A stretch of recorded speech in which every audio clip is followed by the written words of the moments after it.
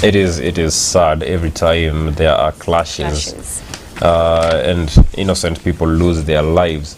Now let us take a look at the story happening on page 4 and 5, and that is how Azimio wrangles scuttled Uhuru Raila planned mega launch.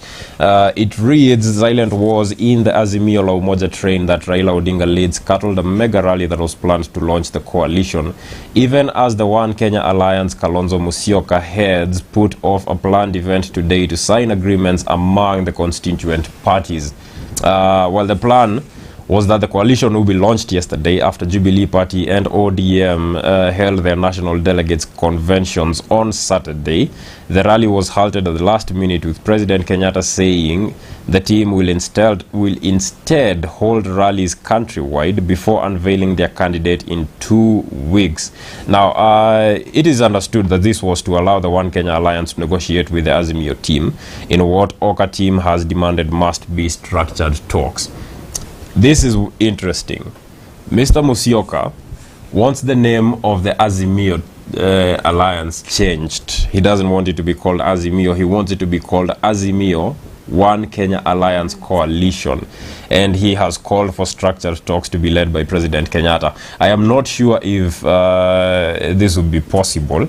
And if they do not agree to change the name of the coalition, then what will happen? Will he still join? Will he decide to walk away? Will he decide to run as an independent candidate? Will he join Kenya Kwanza? There are so many questions around the choices that Honorable Kalonzo Musyoka has and he is thinking about.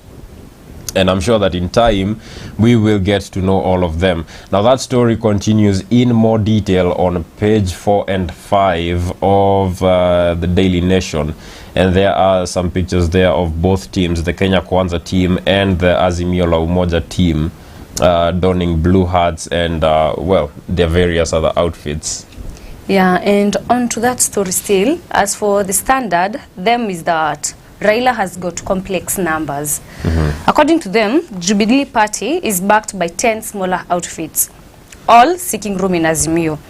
ODM, which is the anchor party, expects to produce the presidential candidate. Now the question remains, what will the other candidates, what will the other parties get? As for Oka Alliance, they are to sign an MOU today. Their aim is to join us there as one anchor party. The Sawa Party for Mukisa Kitui has put together 17 parties. They too want to join Raila's big house. As much as these parties want to join, the question remains, when ODM produces the presidential candidate, what happens to the other parties coming on board? So it might be a tough time ahead for Azimio before they set all decisions together. It seems it will be a bumpy one. Yes, and we have been waiting to see one thing. It is the first time that such alliances are forming in Kenyan politics. I mean, previously there was the NASA alliance, but that one had one goal in mind. They were to propel Honorable Raila Odinga to presidency. But this time it seems that all these parties are coming together and they all want something out of the alliance. So the one thing we are waiting to see is, one, will the leaders of the alliances be able to balance themselves in such a way that everyone who is in the alliance gets something, or they feel like they've gotten what they deserve? Or will these alliances be unable to withstand the pressure and, well, break apart? Most likely in the end, I think they'll have to join, because according to the constitution, every presidential must gather, I think it's either 50% or 51% votes. So that's why, because I think this is the 4th time that they are forming the coalitions. It's like, come every general elections, it's not easy to win votes when you're just on your own party, but it's easier when you're in a coalition. So maybe that's why this time around they're formed. But not this time, it seems it's like minimal, tiny coalitions are coming together to form one major coalitions, because most of them are more of a party, like Oka. Oka is brought together by several parties. Yes, there is so it's like the mini coalitions are coming together now to form one coalition, which I don't know if they all agree together or they might agree to disagree. Yeah. Yes, and before we get to the hotspot segment, here is a question for you, our viewer. Could the forming of these alliances be shaping up, be as a response to the way the political landscape in Kenya is changing? Could the forming of these alliances be an indication that the political landscape in Kenya is changing? And is it changing at a citizen level, at the lowest, well, what they call the grassroots level? Now, on to pages 6 and 7. That is the story on Mudavadi, shrewd or an opportunist. Mudavadi has denied that exits from ANC by his former allies following his pact with Ruto are a sign of the death of the party. He says that the party is still alive, that is the ANC party. Wycliffe Musalia Mudavadi, the 61-year-old former vice president who joined politics at 33, revels in his love for football and often likens himself to Lionel Messi, the Argentinian star known for his swift passes and agility on the field. Well, the story continues, and he says joining Dr. Ruto was to forestall an impending betrayal, the same reasons he gave for starting One Kenya Alliance, as well as his presidential run in 2013 when he polled a mere 483,981 votes, coming a distant third. Now, it's a story with so many more details, and we will not be going into the details because of the time. But basically, Honorable Musalia Mudavadi says that he joined Dr. Ruto because there was an impending betrayal starting in the One Kenya Alliance. So he basically betrayed them before they could betray him. Seems so. Decided to be the initial betrayer. Yeah, and he continues to say, I am not a fool, and I'm not about to have a leader imposed on us. We know it is at the ballot that the leader is elected. That is what he said last Friday when he hosted a group of Luhya opinion leaders to explain his move to join Dr. Ruto. On President Kenyatta, he said Uhuru went to Sagana State Lodge and allocated himself the role of 20 million voters and picked for us a president. This is not acceptable. Well, the Sagana 3 meeting has not sat well with a lot of those who are not in the Azimio team, because they still persist that Honorable Raila Odinga is a state project and the president is forcing him on the citizens, which is something that they are trying so hard to fight against. Yeah, it was not received positively by all politicians. Mm-hmm. Yeah. Even those in the Azimio team? Some in the Azimio see it as, some also see it as if it's a project. Mm-hmm. While some see it, he deserved it. Mm-hmm. Oh, well, we still are waiting to see some of the, what they call the aftershocks of that earthquake. And I do believe they are coming soon. Yeah, as for the Standard, apart from the trending story on page 1, there's this story about how elections hurt economic every 5 years. According to them, it's that in Kenya, elections and investments are like oil and water. They don't mix. Heightened political activities every election year have only served to increase economic uncertainty, with some investors, particularly foreign ones, fearing post-election violence as happened in 2008, when hundreds of lives were lost and property worth billions of shillings was destroyed. There is that fear that 2022 might be a repeat of 2008, because some believe that with the difference in political parties, who is siding who, there is a likelihood that due to the high-end prices of commodities, there might be a post-election violence this year too. It's not certain, but people are living in that fear. Will 2022 be a repeat of the 2008 aftermath? Well, I think we all hope that it is not, that it does not get to that.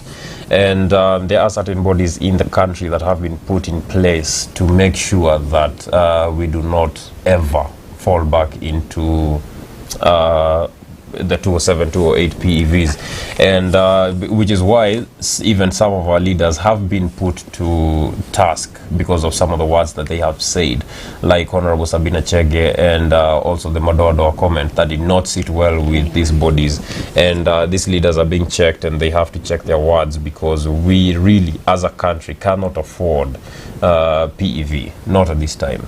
Now, on page 11, governors demands for the next president.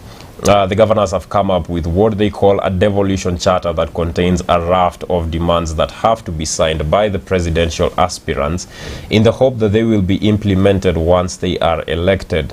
Top on the list is that the next president should introduce the office of Secretary for Devolution at the National Treasury to coordinate disbursement of funds to counties. The disbursement of funds has been counties' biggest nightmares, with the Treasury often ignoring the schedule as approved by the Senate, leading to delays that sometimes run into months. Oh, that sounds like a good thing. If we can get these funds where they are supposed to be in a very short time, then we will not be seeing some of the problems that we are seeing facing the counties. And aside from politics, the Kerio Valley clash continues. The story is evident in page 21, whereby residents in Kerio Valley continue to live in fear. Each day after the killing of so far 8 residents have been killed. Among them, there were 2 children, aged 12 and 15, who it's reported that they were herding cattle when they were caught in the crossfire. It was survival, but according to the Elgeyo Marakwet and Baringo head, is that the children were not attacked in schools. They were out herding cattle. All those who were involved in the attack had guns. The commissioner says that we are investigating how they acquired them. The headers who have been admitted are being monitored closely. We are waiting for them to recover, when then we arrest. Yeah, the clashes continue, whereby the age of one of the children killed during the clash near the border of Marakwet East and Tiati sub-counties was 15 years of age. It's so sad that even young kids get caught up in these clashes, ongoing clashes in Kerio. Yeah. Yet they were peaceful and innocently hiding cattle out there. Yeah, it is sad, and that the stories about the insecurities in some parts of the country and the continued ongoing war between not exactly a war, but rather more conflict between the security forces and these bandits, and the results that they have, the impact that they have on the innocent and especially children. It comes as a very, very sad and shocking thing. On page 12 of the Daily Nation, Jubilee embraces small parties as the race to State House gathers pace. President Uhuru Kenyatta of Jubilee Party and ODM leader Raila Odinga are keen on building Azimio la Umoja into a mega coalition that brings together many other parties. Apart from propelling Mr. Odinga to State House, the two have said the alliance building is aimed at uniting the country. Both party leaders have said they are keen on bringing on board many more parties. While Deputy President William Ruto had initially ruled out forming pre-election coalition with other parties, he has since formed the Kenya Kwanza alliance with ANC leader Musalia Mudavadi and Ford Kenya Moses Wetangula. It remains to be seen whether more parties will be incorporated, and we also want to see whether more parties will be incorporated and which other parties will be incorporated into either the Kenya Kwanza or the Azimio la Umoja team. And I'm not sure if forming these alliances is the best thing or if it guarantees success, because in the previous elections there was NASA, which was a mega alliance, and it failed to propel Honorable Raila Odinga into State House, which was instead taken by Uhuru Kenyatta and the Deputy President William Ruto, who were not exactly in an alliance but rather in the Jubilee Party. Yeah, but Jubilee Party, I guess it comprises TNA and the Ruto's party. Yeah, UDP. Yeah, merged to form URP, Jubilee. sorry. Yeah. Well, again, we do still waiting to see if these alliances will be what they are being touted as being. Yeah, and another story. This week, UNEP marks 50 years with Eye on Immediate Environmental Issues. The United Nations Environmental Program, UNEP, will this week be celebrating its 50th anniversary on the backdrop of accelerated climate crisis caused by global warming. The event, dubbed as UNEP at 50, the commemoration in Gigiri, Nairobi, has seen more than 400 environmental delegates from across the globe jet into the country to deliberate on what UNEP Executive Director Inga Anderson calls the environmental emergency of here and now. Among the issues they plan to tackle include plastic pollution, green recovery, climate adaptation, nitrogen pollution, mineral resources governance, biodiversity loss, and health. It's expected that the 50th anniversary of UNEP will be taking place between the 3rd and 4th of March, will be an important moment so that they can elevate and strengthen UNEP, as said by Mr. Anderson. Yeah, so this week it's like we'll be taking care of our environment more as UNEP marks UNEP at 50, but it's so sad that they are marking the UNEP at 50, but still environmental pollution continues. Most it continues being a hazard to most people's lives in the country. Some are living in areas whereby factories continue emitting these gases, but nothing can be done because to them it's the might. Yeah, well, it goes to show the impact. Some say that part of what is to blame is corruption, but well, we will see. We will be taking a short break, but we will be right back.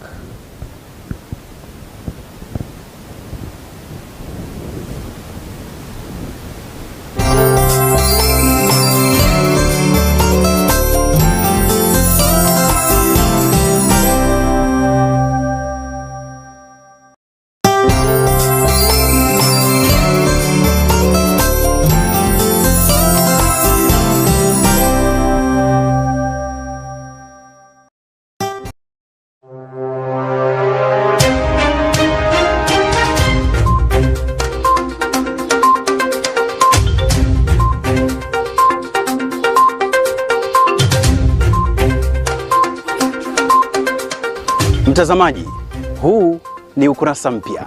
Wahenga walinena, mbiu ya mgambo ikilia, kuna jambo.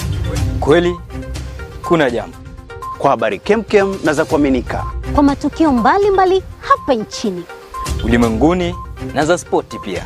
Ungana nami Edmond Mwadime, pamoja nami Faith Nzai, nami Joseph Ngeti. Huu ni mwanzo mpya. Kumbuka, jimbi atawika jimbi, awikapo atawika. Jimbi atawika jimbi, awikapo atawika. jimbi atawika jimbi, awikapo atawika.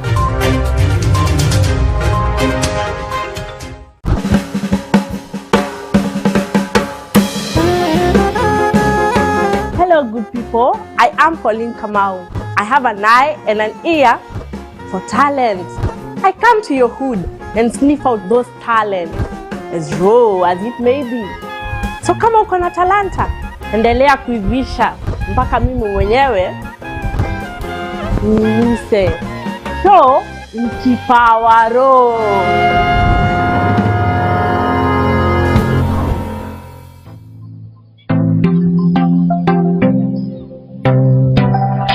Do you desire to turn your house into a home? At Pinto Furnishings, we offer exquisite interior design solutions. Contact us for curtains, shears and curtain rods, wall stickers, wallpapers and wall hangings, beddings, mats, lights, live and artificial decorative plants, and many more.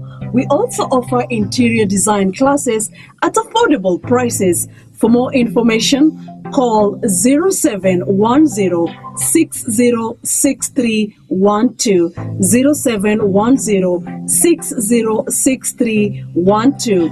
Choose elegance, choose Pinto.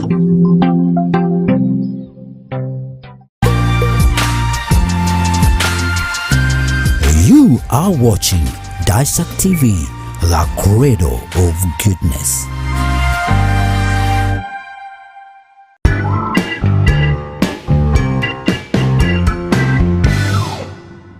Kasali nakwambia hii kazi ni ya wanaume. Twende nyumbani. Hapana mami, nataka kujua kuendesha. Wewe wachana na Kasheri. Sasa unauliza Kasheri nini? Nakwambia makosa hii kazi ni ya wanaume.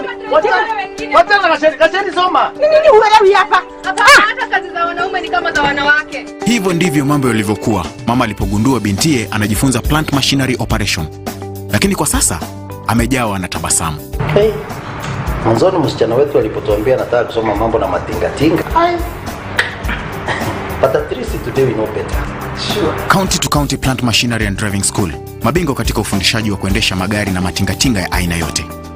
Tumefunza kwa miaka mingi. Tumefunza watu wengi. Wengine wameajiriwa na wengine wamejiajiri. Utajijenga na tujenge taifa letu. Tupigie simu kupitia nambari ulizopewa au tutembelee Thika along Garissa Road. County to County Plant Machinery and Driving School. The Kenyan way for Kenyans. Royal County College of Technology. We offer the following courses: business management, accounting packages, social work, community development, secretarial studies, ICT, ICDL, computer studies, among others. Visit our website at www.royalcountycollegeoftechnology.co.ke. Call us on 0799 256 357 or 0733 756 060. Email us via royalcountycollegeoftechnology@gmail.com. Registration is ongoing. Train with the best to become the best. Royal County College of Technology, modeling excellence. Je, ungependa kuwa shupavu katika operesheni za mashine kubwa ama heavy machineries? Njoo Kilimambogo Highways Building and Technology, shule iliyotambulika viwandani, humu nchini na nje ya Kenya. Njoo usome courses kama plant operator and driving, instructors training, stone cutting, borehole drilling training na nyinginezo. Tuma application kupitia simu, online ama ututembelee Thika Garissa Road, Ogoga Stage. Kilimambogo Highways Building and Technology. Tinga is the thing.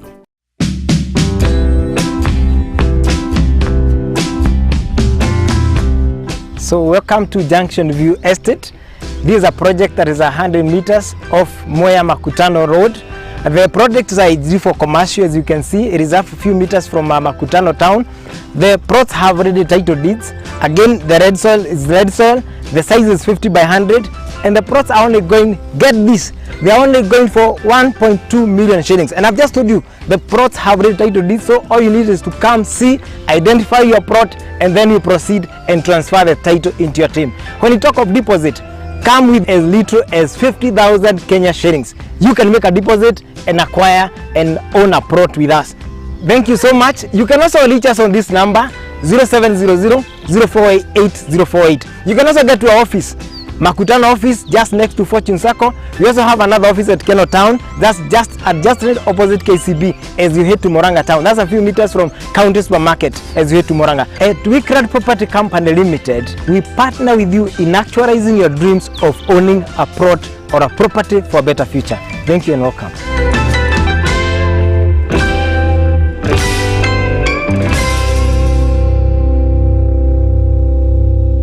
Bedlam ni dawa bora zaidi ya kuua kunguni. Ina uwezo wa kuua viwango vyote kutoka mayai hadi kunguni aliyekomaa. Haina harufu wala mwasho na inaweza kutumika mahali popote. Bedlam imeidhinishwa na Shirika la Afya Duniani WHO. Ipate kwa Agrovet karibu nawe. Kwa maelezo zaidi tumia nambari zifuatazo. Angamiza kunguni na Bedlam kutoka Kinagro.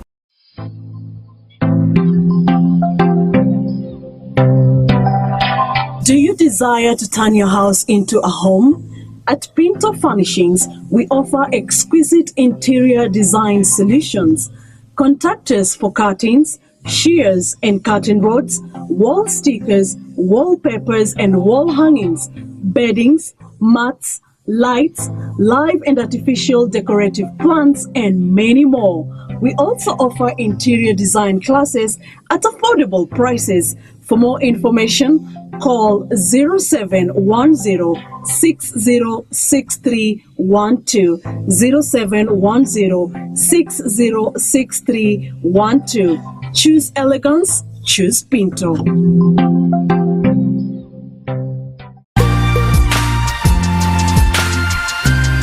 You are watching Daesak TV, the cradle of goodness.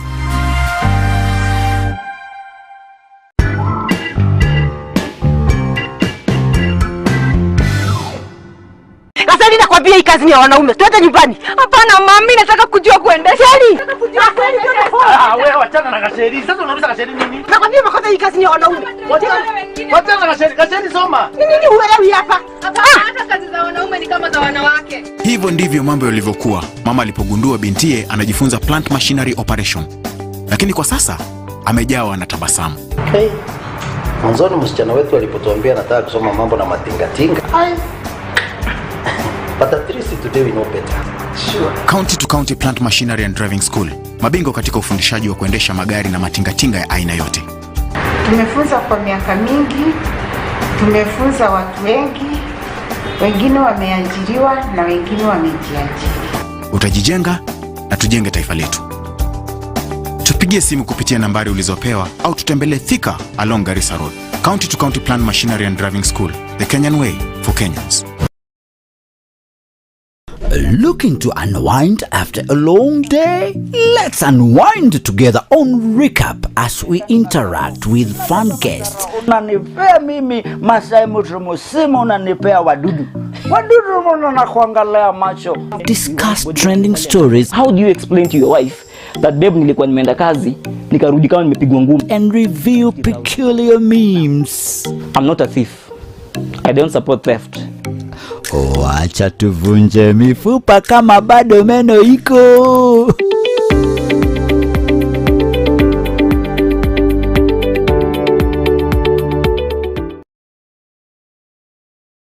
Shake, shake, hey, shake, shake, hey, shake, shake, hey, shake, shake, viuno. Nakukaribisha mpenzi mtazamaji ndani ya Shake Shake, kipindi cha muziki wa rumba ndani ya Daesak TV, the cradle of goodness, na mimi Mama Afrika Elombe Kumwasi. Hey, mambo yako sawa na tunakuletea rumba. Tutakuwa tunakuletea rumba asili, rumba ya injili. Tutakuwa tunakuchezea sukusi, tutakuchezea mutwas, pia chacho mtazamaji. Tutakuletea muziki yote kutoka Kongo kwa sababu hii ni Shake Shake ndani ya Daesak TV, the cradle of goodness. Kila siku ya Jumapili saa 8 hadi saa 10 mtazamaji. Welcome to the biggest, baddest, newest show gracing your screens. I'm Justin, but you can call me Justo. My name is DJ Case Kenya. I am Miss Nara, and this is the D Corner. Every Monday to Friday from 5 to 7 p.m, get ready to experience a new kind of programming. We bring you an action-packed, rib-cracking show. We keep you up to date with all your local and international celebrities on Catch Up. Sit back and relax as DJ Case Kenya plays all your favorite hits from across the globe. We care about your well-being, so we'll discuss all matters lifestyle, from nutrition to health and fitness, from business to education. There is something for everyone. Get to know more about your favorite celebrities as we talk to them one-on-one. Join us on Real Talk, where we tackle real issues facing the youth with lots of laughs along the way. Only on Daesak TV, the cradle of goodness. You've got to love it.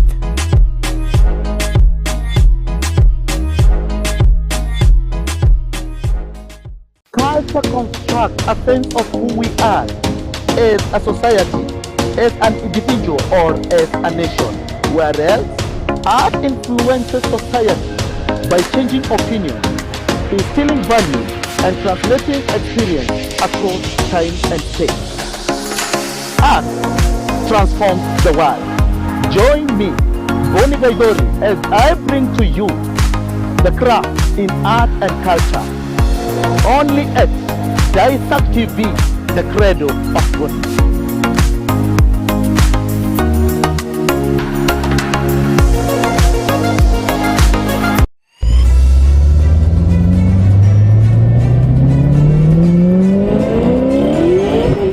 There are machines that quietly slip into our dreams. We think about them either consciously or unconsciously. We see them out of the corner of our eyes. Symbols of status the world over. They are the objects of our desire. Cars. We all want to own them for one reason or the other. Here on Accelerate, we give you as many details as you could possibly need to make an informed decision on the cars available to you. We look at the seemingly ugly, the drop-dead gorgeous buju, the brand new, the striking classics, and so much more. Join Calvin Mongai on Accelerate every Saturday from 6 p.m. to 7 p.m.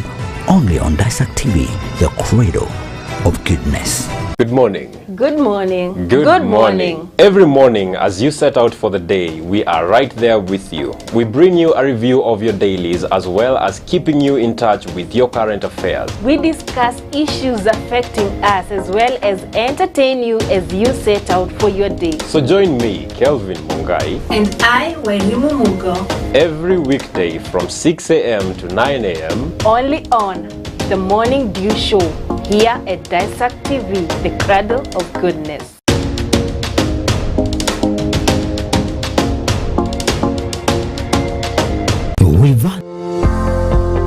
Royal County College of Technology. We offer the following courses: business management, accounting packages, social work, community development, secretarial studies, ICT, ICDL, computer studies, among others. Visit our website at www.royalcountycollegeoftechnology.co.ke. Call us on 0799 256 357 or 0733 756 060. Email us via royalcountycollegeoftechnology@gmail.com. Registration is ongoing. Train with the best to become the best. Royal County College of Technology, modeling excellence. Je, ungependa kuwa shupavu katika operesheni za mashine kubwa ama heavy machineries? Njoo Kilimambogo Highways Building and Technology, shule iliyotambulika viwandani, humu nchini na nje ya Kenya. Njoo usome courses kama plant operator and driving, instructors training, stone cutting, borehole drilling training na nyinginezo. Tuma application kupitia simu, online ama ututembelee Thika Garissa Road, Ogoga Stage. Kilimambogo Highways Building and Technology. Tinga is the team.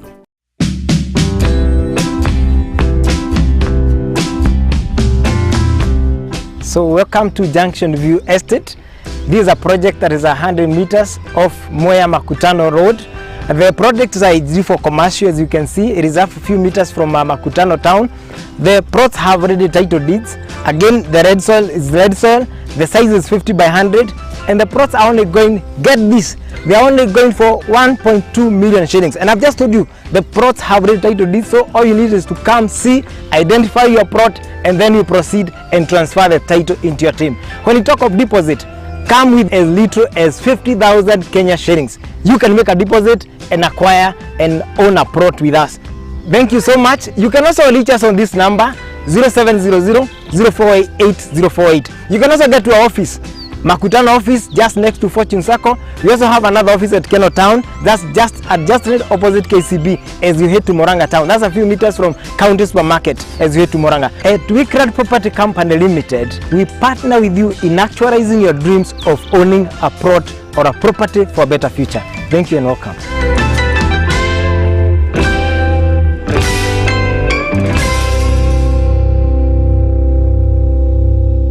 Bedlam ni dawa bora zaidi ya kuua kunguni. Ina uwezo wa kuua viwango vyote kutoka mayai hadi kunguni aliyekomaa. Haina harufu wala mwasho na inaweza kutumika mahali popote. Bedlam imeidhinishwa na shirika la afya duniani WHO. Ipate kwa Agrovet karibu nawe. Kwa maelezo zaidi tumia nambari zifuatazo. Angamiza kunguni na Bedlam kutoka Kinagro.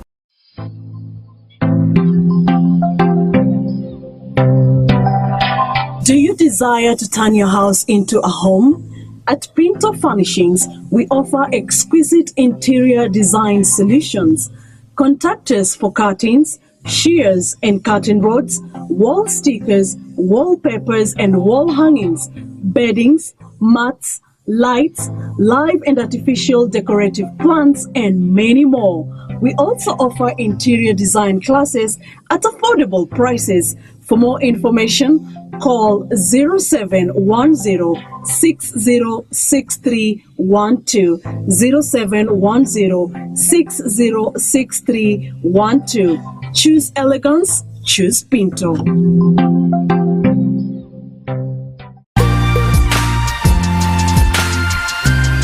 You are watching Daesak TV, the cradle of goodness.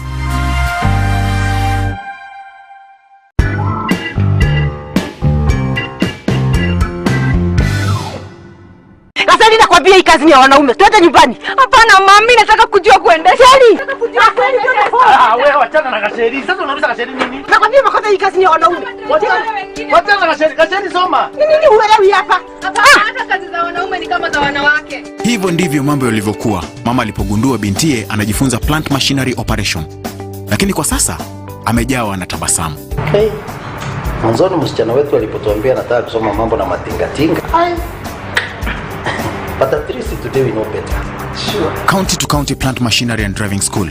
Mabingwa katika ufundishaji wa kuendesha magari na matingatinga ya aina yote. Tumefunza kwa miaka mingi, tumefunza watu wengi, wengine wameajiriwa na wengine wamejiajiri. Utajijenga na tujenge taifa letu. Tupigie simu kupitia nambari ulizopewa au tutembelee Thika along Garissa Road. County to County Plant Machinery and Driving School, the Kenyan way for Kenyans. Royal County College of Technology. We offer the following courses: business management, accounting packages, social work, community development, secretarial studies, ICT, ICDL, computer studies, among others. Visit our website at www.royalcountycollegeoftechnology.co.ke. Call us on 0799 256 357 or 0733 756 060. Email us via royalcountycollegeoftechnology@gmail.com. Registration is ongoing. Train with the best to become the best. Royal County College of Technology, modeling excellence. Je, ungependa kuwa shupavu katika operesheni za mashine kubwa ama heavy machineries? Njoo Kilimambogo Highways Building and Technology, shule iliyotambulika viwandani, humu nchini na nje ya Kenya. Njoo usome courses kama plant operator and driving, instructors training, stone cutting, borehole drilling training na nyinginezo. Tuma application kupitia simu, online ama ututembelee Thika Garissa Road, Ogoga Stage. Kilimambogo Highways Building and Technology. Tinga is the thing.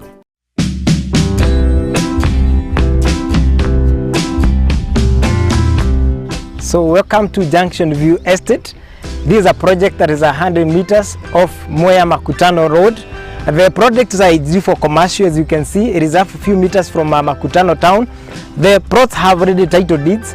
Again, the red soil is red soil. The size is 50 by 100, and the plots are only going, get this, they are only going for 1.2 million shillings. And I've just told you, the plots have already title deeds, so all you need is to come see, identify your plot, and then you proceed and transfer the title into your team. When you talk of deposit, come with as little as 50,000 Kenya shillings. You can make a deposit and acquire and own a plot with us.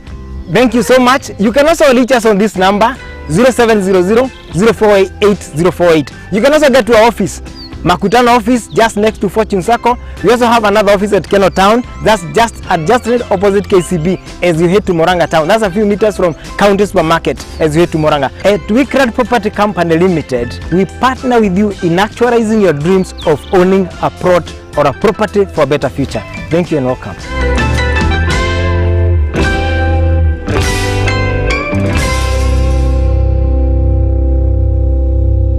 Bedlam ni dawa bora zaidi ya kuua kunguni. Ina uwezo wa kuua viwango vyote kutoka mayai hadi kunguni aliyekomaa. Haina harufu wala mwasho na inaweza kutumika mahali popote. Bedlam imeidhinishwa na shirika la afya duniani WHO. Ipate kwa Agrovet karibu nawe. Kwa maelezo zaidi tumia nambari zifuatazo. Angamiza kunguni na Bedlam kutoka Kinagro.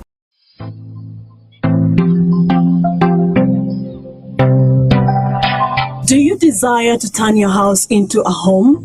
At Pinto Furnishings, we offer exquisite interior design solutions. Contact us for curtains, shears and curtain rods, wall stickers, wallpapers and wall hangings, beddings, mats, lights, live and artificial decorative plants, and many more. We also offer interior design classes at affordable prices. For more information, call 0710-606312, 0710-606312. Choose elegance, choose Pinto.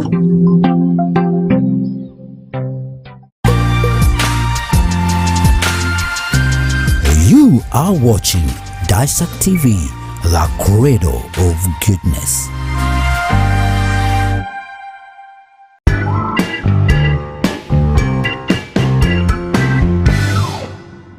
Kasali nakwambia hii kazi ni ya wanaume. Twende nyumbani. Hapana mami, nataka kujua kuendesha. Wewe wachana na Kasheri. Sasa unauliza Kasheri nini? Nakwambia makosa hii kazi ni ya wanaume. Wachana na Kasheri. Kasheri soma. Nini huelewi hapa? Hata kazi za wanaume ni kama za wanawake. Hivyo ndivyo mambo yalivyokuwa mama alipogundua bintiye anajifunza plant machinery operation, lakini kwa sasa amejawa na tabasamu. Hey, mwanzoni msichana wetu alipotuambia anataka kusoma mambo na matingatinga. But at least today we know better. Sure. County to County Plant Machinery and Driving School, mabingwa katika ufundishaji wa kuendesha magari na matingatinga ya aina yote. Tumefunza kwa miaka mingi, tumefunza watu wengi, wengine wameajiriwa na wengine wamejiajiri. Utajijenga na tujenge taifa letu. Tupigie simu kupitia nambari ulizopewa au tutembelee Thika along Garissa Road. County to County Plant Machinery and Driving School, the Kenyan way for Kenyans.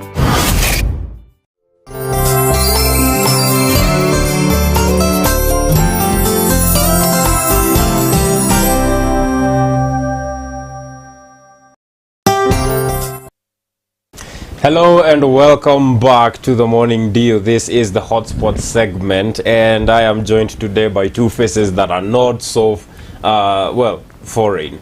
I believe both of you gentlemen have been on the set multiple times, but in the interest of those who may be joining us for the first time, I will just want to give each of you the opportunity to introduce yourselves before we get into the discussion of the day, which is, basing on history, going to be a hot one between the two of you. So let's start with you, sir.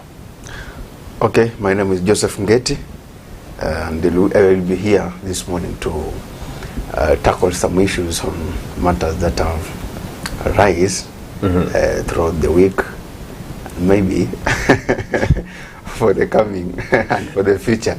Yeah. Welcome to Hotspot. You, sir. Thank you very much, Kevin.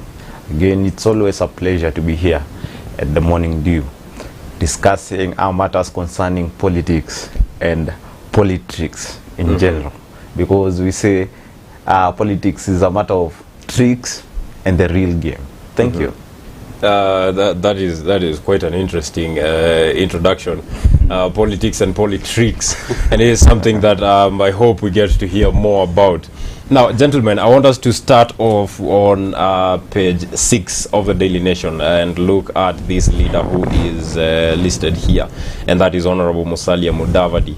Now, before we get into the depths of the story and the analysis, I would just want to hear your thoughts on him as a leader, because here it is written, Mr. Mudavadi is also often accused of being a fence-sitter, too laid back, and somewhat uninspiring and indecisive.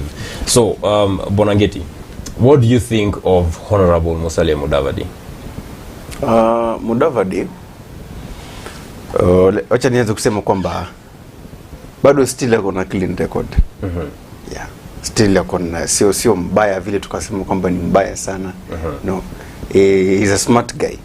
Bado kwa sababu ukiangalia nyuma kule amekuwa kitendo sana kutokana na mrengo ambao walikuepo.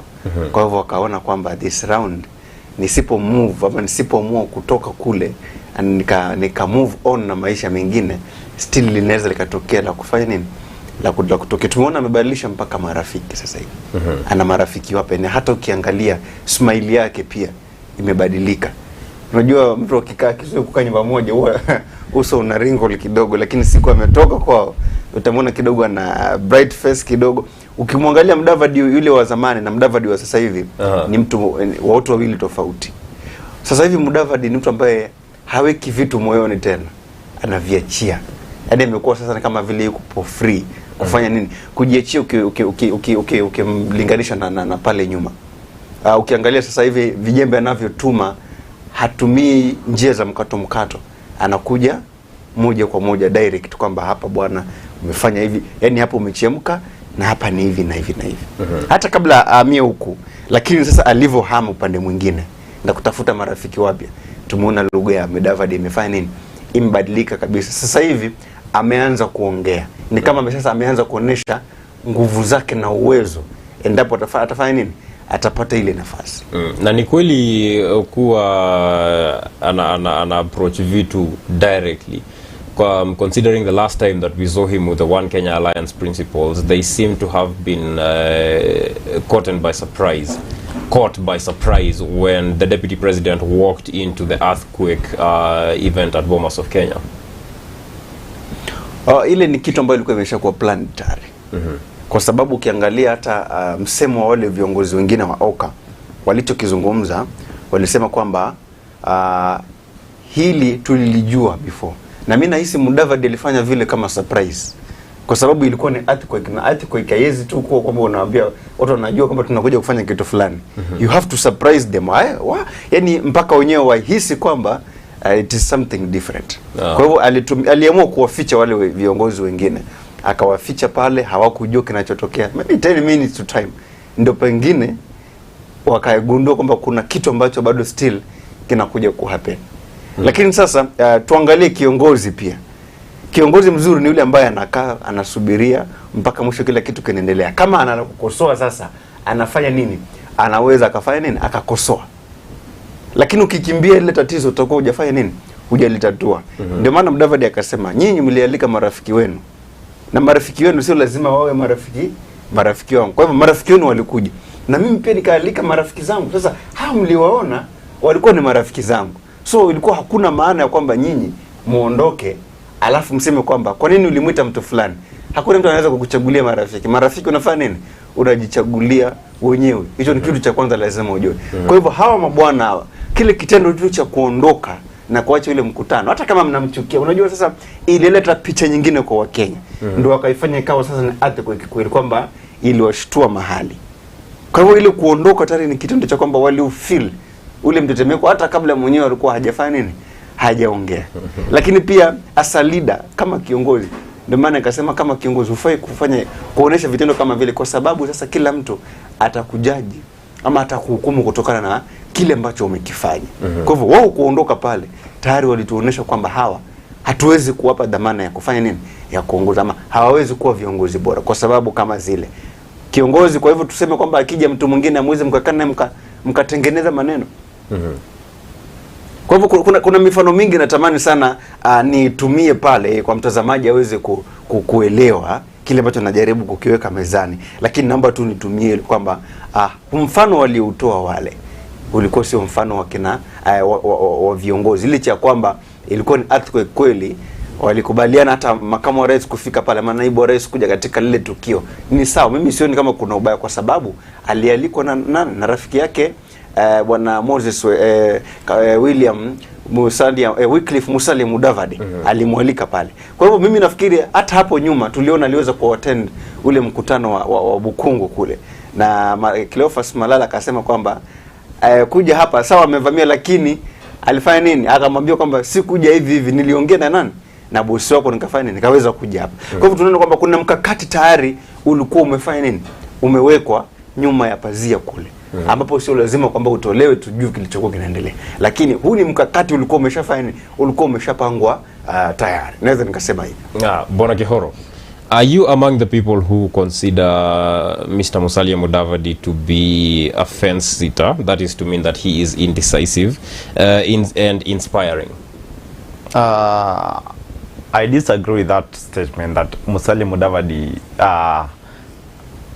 is a fence sitter. Musalia Mudavadi, this is a leader who have worked in with all the three top people in this country. Musalia Mudavadi, this is a guy with experience in politics. We remember that after graduating from the university, Moi gave him a position in the cabinet, if you remember so well. In 2002, Musalia Mudavadi was to deputize Uhuru Kenyatta, the guy they disagreed with today.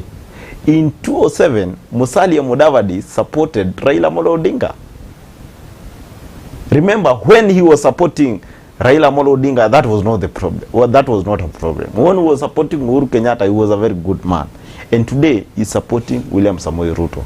That tells you that Musalia Mudavadi is an all-rounded person. He's an individual that we should look upon as Kenyans, that in politics, there is no hard feelings. You might disagree politically, but not personally. And politics is a matter of perspective and interest. Musalia Mudavadi saw it twice that his interest can well be catered for in the William Ruto's camp, unlike the other camps where he was before. So Kenyans should look at this thing in a manner that politics should not divide us either. Politics should bring us together in this way, that this young man, because he's not that old, he's in his early 60s, have worked with these three individuals each at a time. So he knows them well, and he knows them that they are all the same. The difference is just the ideologies and a bit of their approaching of things. Well, in your opinion, considering the statement that you've just made, that he has worked with the three people, that is, he has already worked with different governments, do you believe that he would be the ideal president for Kenya at a time like this, where we are facing tough economic times to come because of the war between Ukraine and Russia, and the elections that are coming? And you know, well, every election electioneering time is a tough time for our economics as a country, and three, still recovering from the COVID-19 impact that it had on our economy. Thank you very much, Kevin. To just answer you is that Musalia Mudavadi is, as I've said, is a very smart leader. He has got great experience from the times of Moi till now. But does Musalia Mudavadi have the political muscle to clinch the top seat? Did he have the political muscle to clinch the top seat in this country? My answer is no. Remember, our politics of this country are based on the tribal blocks. Where you come from, the tribe you are born, or the region you are born, so that you can be able to clinch the top seat, and also the financial muscles that you have to be able to mobilize your troops and the people of this country to vote for you. So politics is not just a matter of whether you are smart, whether you can deliver. In fact, the worst people are the one elected in power, because they have all these that we have, that power want. That is interest, financial muscles, and also ideologies on how, not how to bring this country to its feet, but how to win an election. And to me, Musalia Mudavadi lacks the financial muscles and also the political muscles to be able to clinch the top seat. Bonangeti, talking about the political ability of Honorable Musalia Mudavadi, do you think that he has what it takes to pull the Luhya nation to voting for the deputy president, considering that we have seen so many of his MPs move from his team to Azimio la Umoja? Wabunge kushift chama sio tatizo. Wanaweza wakashift wabunge, lakini watu wasishift kwa sababu mbunge ameenda lakini je, watu wanakubaliana na alichokifanya yule mbunge? Kwa sababu sasa hivi ukiangalia siasa sasa hivi kidogo naweza nikasema kwamba zina ugumu fulani. Sasa hivi wengine hawavote block. Wengine wanaenda individually. Kwamba sasa hivi ni sawa, Musalia ameenda kwa Ruto na pengine wao wameona kuna manufaa fulani kwa naibu wa rais, chama cha UDA, wanakimbia kule. So wale MP ambao wanasema kwamba tunaondoka, kuna watu wanaweza kuwa wanahama, lakini wanahama kwa sababu ya maslahi, ama wengine wamefanya nini, wamenunuliwa ili tu kufanya nini, kuleta ile, wampatie pressure, waeke ile aibu ili kuleta picha tofauti machoni pa watu. Lakini kiuhalisia ukiona mbunge anahama chama, then huyo mtu cha kwanza kabisa tunasema sio mzalendo. Mtu mzalendo ni yule ambaye anaifia nchi yake. Ni sawa sawa wewe uko kwenye chama fulani, kufa na hicho chama mzee, hata kama kutatokea come rain come sunshine, bado uko pale pale. Hapo tutasema ni uzalendo. Lakini kama umekihama chama kwa sababu ambazo hazina msingi, hazijakuruhusu wewe kuhama, basi tutasema kwamba umekosa nini? Umekosa uzalendo. Lakini ungeniambia kwamba umehama ukaenda ukaanzisha chako, tungesema ni kweli sasa huyu jamaa amekuwa anahitaji kwenda kufanya nini? Kuanzisha cha kwake. Wale waliohama wakaenda kuanzisha vyao, sawa, hao hatuna shida nao kwa sababu wameonyesha nia yao tofauti. Lakini wewe umetoka hapa, kesho uko hapa, unaangalia sasa huyu mtu hana maslahi mazuri kwa wananchi wake, lakini ana maslahi yake binafsi. Umeshaona sasa? Kwa hiyo ukiangalia the move ambayo imekuepo sasa hivi, watu wanahama, mtu anaangalia nikienda na chama hiki nitachaguliwa, nisipoenda na hiki sitachaguliwa. Sasa mwananchi umpeleke hivyo kama umtangishi kama mzigo. Mwananchi anaangalia, je, ni sawa anahama, lakini ana kitu gani sasa hivi cha kuja kutufanyia? Nitakuja kuzungumza mengi pale mbele, lakini kwa sasa hivi naomba niliweke kwa namna hiyo kwamba hata mbunge kisema amehama chama, kuna wananchi bado hawashtuki, bado wako pale pale na msimamo wao. Kwa hivyo mimi sioni kwamba wale wanaohama chama cha Musalia labda kama wanaweza kusababisha effect fulani, tungekuwa tumeshaiona effect. Kwa sababu sawa, so walihama wengine, lakini alipoenda kule Western Region nini kilitokea? Bado watu walikuwa vile vile, mapokezi yalikuwa vile vile. Unajua watu, kama unataka kujua kweli watu wamesha kuhama, umeondoka leo, kesho watu wana boycott meeting yao. Watu hawaji. Ama unapata namba iko less. Lakini kama bado watu wale wanakuja na bado watu wanakushangilia wale, then bado inatupatia picha tofauti. Na inatupatia sura tofauti kutokana na kile ambacho kilikuwa kimeazima. Sasa utaona kwamba hao wengine wanakuja na mbinu nyingine tena. Naomba nisende sana. Bwana Kehoro, while we're still talking about political parties and voting patterns of Kenyans, do you think that the way that Kenyans approach the ballot is changing, looking at what Bonangeti has said? And also another example, the by-elections that happened in Kiambaa last year, where a popular candidate stood with Jubilee and another unpopular candidate, not so popular candidate, stood with UDA, and the one that stood with UDA won. So are we as Kenyans shifting from looking at people, our leaders, as a group of political parties to individuals? Thank you very much, Kevin. I have this to say on that.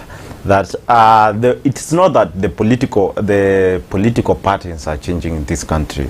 It's just because the region where I come from, which is the Mount Kenya region, we don't have the candidate at the top.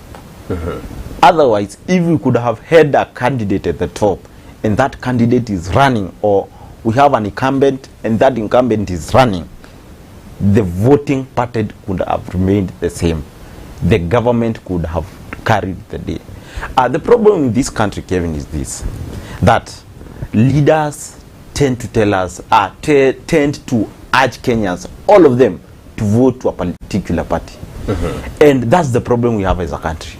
Why? Even if we elect MPs with certain parties, for instance, today we have elected so many MPs in this country using the Jubilee ticket.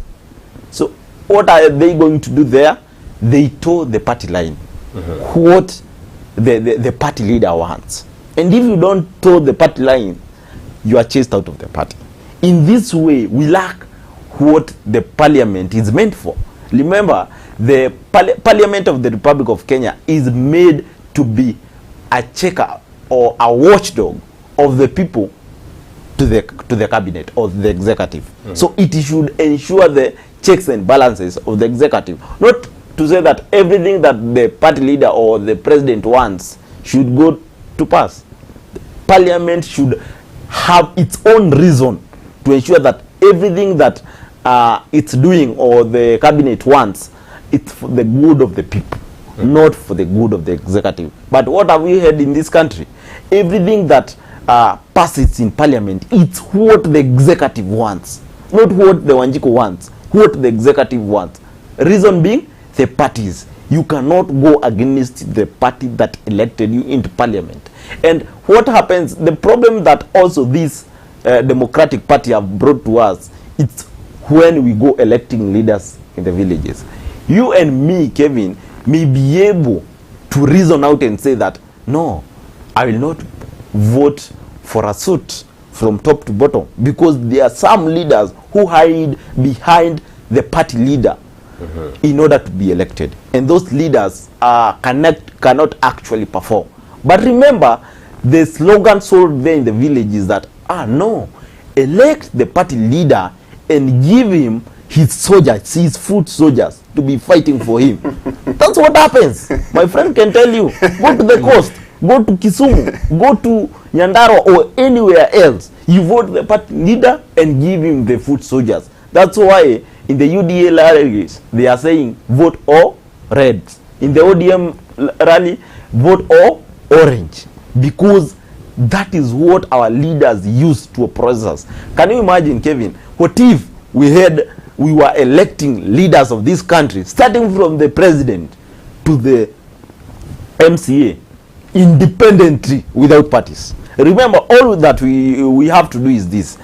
Just change some of the rules in our constitution to mean that there will not be a leader of majority. Anybody can bring a motion on the table in the house, no minority. So even when debating, you will not just as the minority in the house or as those who don't have numbers in the house. You will not just oppose a motion because of where you come from, but you will oppose a motion based on whether it is good or bad for this country. But just remember, the other day in the issues of referendum and whatever, the MPs had to toe the party lines in the county assembly. These people, in fact, from especially from where I come from, the Mount Kenya region, the MCAs voted for the BBI without reading it. I was there listening in the county assembly. Another person is just talking a lot of nothing without reading the document. You vote for it. Why? You toe the party line. Party, when the party says right, you walk right. When it says left, you walk left. Remember, the minority whip is on record of the Kenyan parliament, that is Junet, saying that the reason why they follow Baba like cows is because when you refuse to follow Baba like a cow, you are chased out. So I think those who made our constitution should rethink and recraft that constitution to suit that we should be electing leaders as independent candidates. That's why today I would elect all candidates using different parties. Why?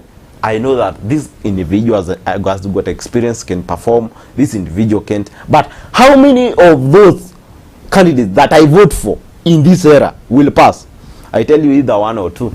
Why? They are not in the same parties that the party leader is. Yes, Bonageti. But unajua hizo anasema ni siasa zinazoita zile siasa za chama. Yaani kwamba watu wanaenda kuanzia kama umekuwa ukisikiliza pia matamshi hawa viongozi wetu hawa wanasiasa wanatuambia kwamba sasa hivi tunataka ukianza chini kama ni yellow mpaka juu. Kama ni nyekundu mpaka juu. Sasa nani atakuja kuwakosoa? Kwa sababu kama alivyosema ndugu yangu hapa, bunge haliwezi kuenda bila kufanya nini? Kuwa na ukosoaji pale ndani. Lakini akatumia mfano akasema, angalia tukio wote nyekundu ama tukio wote yellow pale ndani. Nini kinatokea? Tukisema yes sote tunakimbia tu. Kwa hivyo hata kama kitu ni kibaya, hatutamjali mwananchi wa chini ama maslahi ya mwananchi, lakini tunajali maslahi ya mkubwa. Na ndicho kinachotokea sasa hivi. Watu hawajali maslahi ya mwananchi ili wapeleka bungeni kumtetea mwananchi, lakini kile ambacho ataambiwa na boss, fanyeni hivi, na wanafanya. Licha kwamba mwananchi kule chini hawataki kujua watafanya nini tena. Ndio watu wanakuja kufanya nini? Watu wanakuja kuangukia, tunakuja kuangukia kule. And that thing that have been happening, Kevin, you can look like the impeachment motions that have been there in the recent past. What did the county assembly of Nairobi do? What did the county assembly of Kiambu do? What did the county assembly of Kirinyaga, where Governor Waiguru did? I think MCAs can even be paid. Remember, these are individuals with interest. Not remember, in this country, if you walk in the street, selfish interest. Yeah, yes. Selfish interest. If you walk in any street of this country, you will meet a group of youth discussing on how to become rich, no matter their means. They can even kill to become rich. They can sell drugs to become rich. Their interest is one, to become rich. These are the same individuals representing us in the county assemblies. They have interest. If you are offered $1 million, you don't even care about the integrity or the accountability that you have to your people. All you do is vote using your stomach. What have you been offered? That does raise quite an interesting point about our leaders. I mean, are they there to serve the citizenship or are they there to serve themselves? Kwa sababu sasa hivi hizi nafasi za kugombea viti pia watu wengine unasikia kwamba amezinunua. Kwa hivyo wale ambao wako pale sio matakwa ya wananchi, umeona, bali ni interest zao wenyewe. Pengine mwananchi amepewa 200, unipigie kura, utampigia kura. Lakini pia mimi naweza nikailaumu tume ya uchaguzi kwa sababu ndio inatuletea majanga kama haya. Kwa nini isiende the independent way? Mpaka kuwe na watu ambao utasikia fulani aliiba kura. Kwa nini kusiwe na isiende tu kwamba ni independent, ni tume uhuru, ikawa huru kuanzia mwanzo mpaka mwisho, ili kuondokana na majanga kama, kwa sababu unakuta wananchi wao chaguo lao ni mtu fulani, lakini kinachokuja kutokea wanapata chaguo ambalo sio lao. Kwa hivyo yule mtu pale yupo anajua kwamba mimi silichaguliwa na wananchi, ni pesa yangu nilifanya nini? So hata nikienda kule juu, huyu mwananchi sina maslahi na yeye. Nitakuwa tuna maslahi na wachache wale walikuwa kinishika mkono, lakini hawa wananchi wa kawaida sitashughulika. Ndio maana kunaona kuna maeneo bunge mengine ama wadi zingine hazijulikani, ma MCA wao, wabunge wao hawajulikani. Wakienda bungeni ndio wale wanaenda kulala, hawaonekani tena. And to give just a minute, Bonakihoro, I think I would love to include our viewers in this conversation. Do you believe that political parties are the cancer to politics in Kenya? Do you believe that political parties are the cancer to politics in Kenya? Send us your feedback to that question on either our social media handles, our social media pages, that is at Daesak TV. Remember, we are live on YouTube and we are live on Facebook. And you can also send us your feedback on 23595 and we will be sampling some of those feedback at the end of the show. Now, we have to take a short break. I think Bonakihoro has just emptied his cup of water. So we have to get him some more. But do not worry, we will be right back.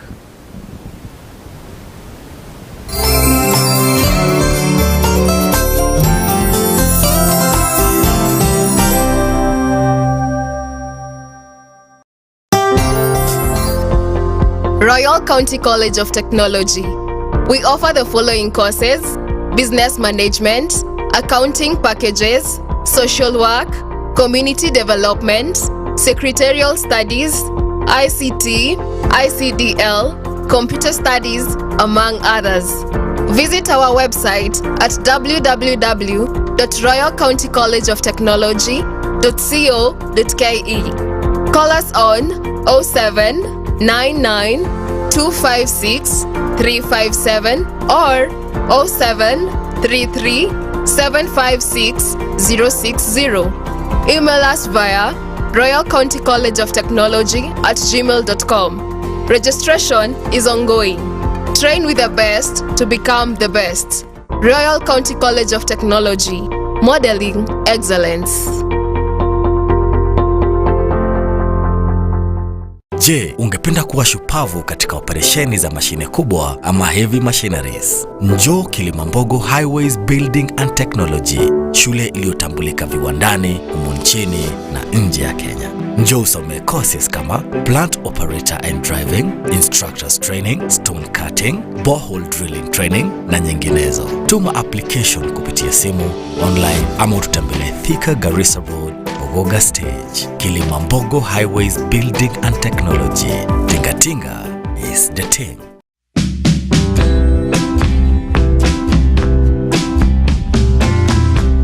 So welcome to Junction View Estate. This is a project that is 100 meters off Moya Makutano Road. The project is ideal for commercial. As you can see, it is a few meters from Makutano town. The plots have already title deeds. Again, the red soil is red soil. The size is 50 by 100. And the plots are only going, get this, they are only going for 1.2 million shillings. And I've just told you, the plots have already title deeds. So all you need is to come see, identify your plot, and then you proceed and transfer the title into your team. When you talk of deposit, come with as little as 50,000 Kenya shillings. You can make a deposit and acquire and own a plot with us. Thank you so much. You can also reach us on this number 0700 048 048. You can also get to our office, Makutano office, just next to Fortune Circle. We also have another office at Keno Town. That's just right opposite KCB as you head to Moranga Town. That's a few meters from County Supermarket as you head to Moranga. At Wickred Property Company Limited, we partner with you in actualizing your dreams of owning a plot or a property for a better future. Thank you and welcome.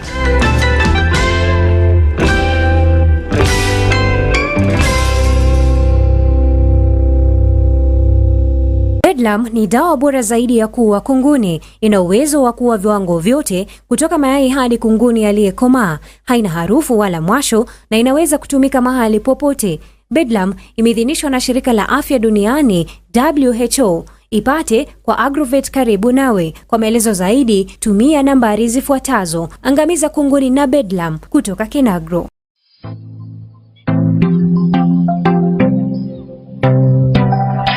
Do you desire to turn your house into a home?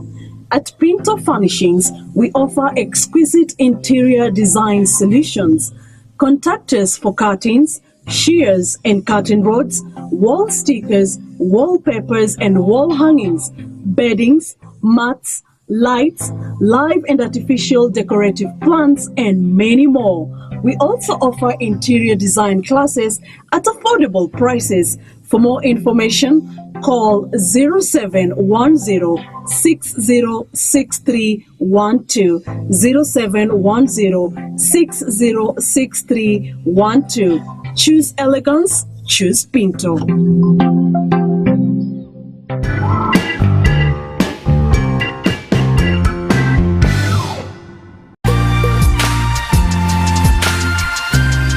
You are watching Daesak TV, the cradle of goodness.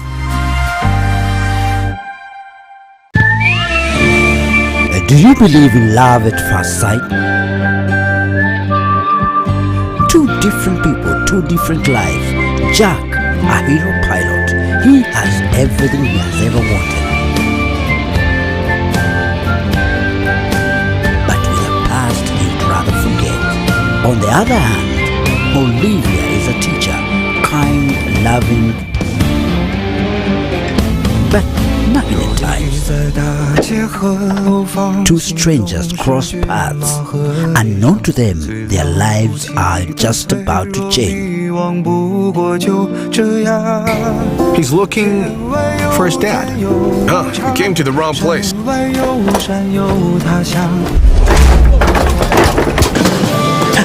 Hey Jack! Wake up! Jack is now faced with the challenge of raising a troublesome son. Compromises need to be made. Give me a Band-Aid, please! Hurry! Get on board. Let's travel and unravel this love mystery. Don't miss Old Boys Monday to Thursday from 8 to 9 p.m. only on Daesak TV, the cradle of goodness.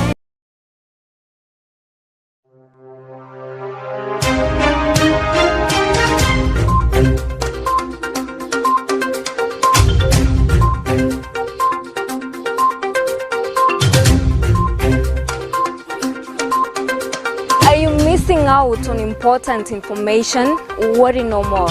Here at the Daesak News Desk, we bring you up to speed with authoritative, unbiased and factual news as it happens. Our team goes into the heart of the story and brings it to you with professionalism, credibility, balance and realness. I am Boni Gaidori and this is the Daesak News Desk. I am Wanjiko Njoroge and this is the Daesak News Desk. I am Judy Chalo and this is the Daesak News Desk. I am Halima Omar and this is the Daesak News Desk. I am Walima Mugo and this is the Daesak News Desk.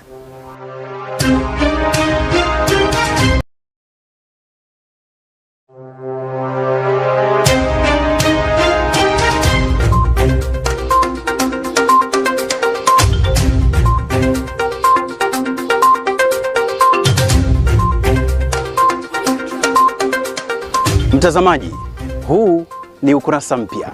Wahenga walinena, mbiu ya mgambo ikilia. Kuna jambo.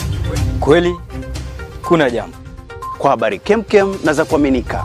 Kwa matukio mbalimbali hapa nchini. Ulimwenguni na za spoti pia. Ungana nami Edmond Mwadime. Pamoja nami Faith Nzai. Nami Joseph Ngeti. Huu ni mwanzo mpya. Kumbuka, jimbi atawika jimbi. Awikapo atawika. Jimbi atawika jimbi. Awikapo atawika. Jimbi atawika jimbi. Awikapo atawika.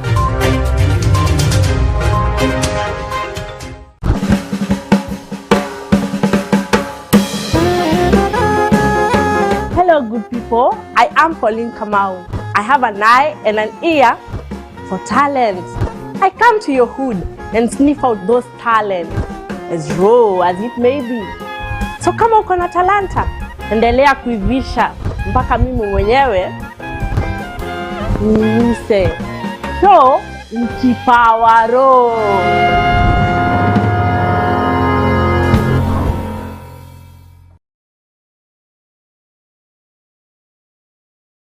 Looking to unwind after a long day? Let's unwind together on Recap as we interact with fun guests. Unanipea mimi Masai Musimu, unanipea wadudu. Wadudu wanakuangalia macho. Discuss trending stories. How do you explain to your wife that babe nilikuwa nimeenda kazi nikarudi kama nimepigwa ngumi? And review peculiar memes. I'm not a thief. I don't support theft. Acha tuvunje mifupa kama bado meno iko.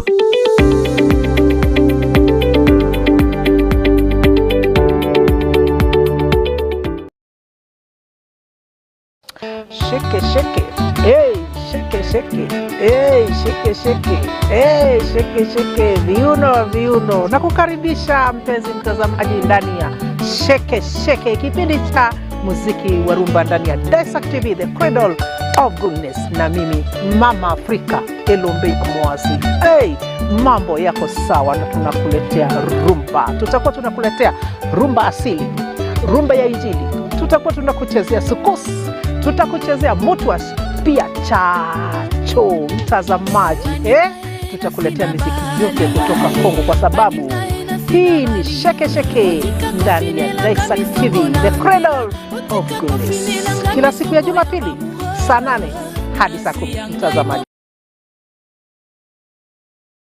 Welcome to the biggest, baddest, newest show gracing your screens. I'm Justin, but you can call me Justo. My name is DJ Case Kenya. I am Miss Nara, and this is the D Corner. Every Monday to Friday from 5 to 7 p.m., get ready to experience a new kind of programming. We bring you an action-packed, rib-cracking show. We keep you up to date with all your local and international celebrities on Catch Up. Sit back and relax as DJ Case Kenya plays all your favorite hits from across the globe. We care about your well-being, so we'll discuss all matters lifestyle, from nutrition to health and fitness, from business to education. There is something for everyone. Get to know more about your favorite celebrities as we talk to them one-on-one. Join us on Real Talk, where we tackle real issues facing the youth with lots of laughs along the way. Only on Daesak TV, the cradle of goodness. You've got to love it.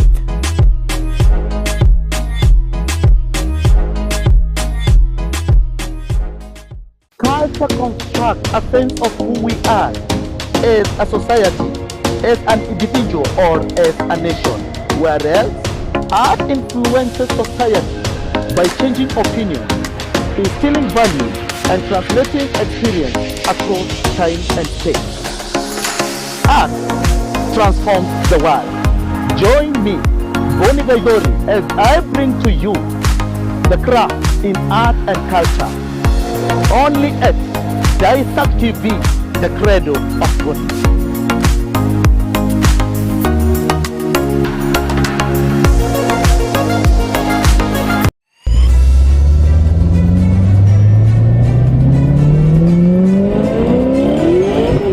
There are machines that quietly slip into our dreams. We think about them either consciously or unconsciously. We see them out of the corner of our eyes. Symbols of status the world over. They are the objects of our desire. Cars. We all want to own them for one reason or the other. Here on Accelerate, we give you as many details as you could possibly need to make an informed decision on the cars available to you. We look at the seemingly ugly, the drop-dead gorgeous buju, the brand new, the striking classics, and so much more. Join Calvin Mongai on Accelerate every Saturday from 6 p.m. to 7 p.m. only on Daesak TV, the cradle of goodness. Good morning. Good morning. Good morning. Every morning as you set out for the day, we are right there with you. We bring you a review of your dailies as well as keeping you in touch with your current affairs. We discuss issues affecting us as well as entertain you as you set out for your day. So join me, Kelvin Mungai, And I, Welimu Mugo, every weekday from 6 a.m. to 9 a.m. only on The Morning Dew Show here at Daesak TV, the cradle of goodness.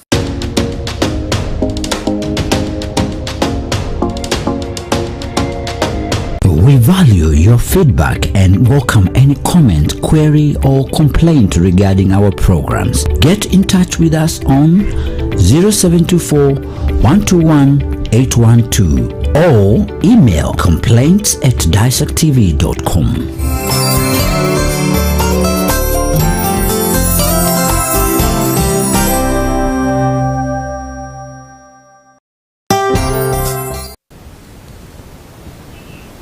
Welcome back to the hotspot segment of the Morning Dew. My name is Kelvin Mungai.